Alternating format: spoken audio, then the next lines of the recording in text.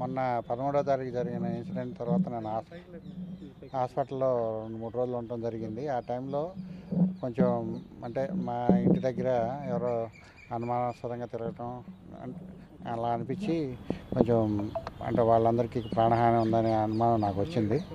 అందుకని మేము హైకోర్టుని ఆశ్రయించడం జరిగింది.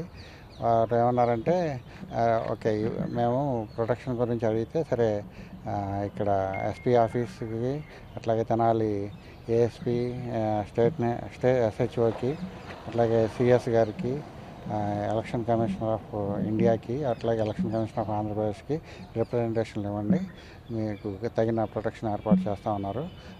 ఆ ఆదేశాలను అనుసరించి ఇక్కడ మేము మన గుంటూరు ఎస్పీ ఆఫీస్లో రిప్రజెంటేషన్ ఇవ్వడం జరిగింది. వారు సవినయంగా తీసుకున్నారు. వారు మాకు కావాల్సిన ప్రొటెక్షన్ ఏర్పాటు చేస్తూ ఉన్నారు. ప్రొటెక్షన్ మాకు వస్తుందని ఆశిస్తున్నాను. ఎస్పీ గారికి, గుంటూరు ఎస్పీ గారికి, ఏఎస్పీ గారికి, ఎస్హెచ్ఓకి, మళ్ళా డీజీపీ గారికి, సిఎస్ గారికి, ఎలక్షన్ కమిషన్ ఆఫ్ ఇండియాకి, ఎలక్షన్ కమిషన్ ఆఫ్ ఆంధ్రప్రదేశ్కి మెయిల్స్ పంపించాం. బట్ కలవడానికి ప్రయత్నిస్తాను.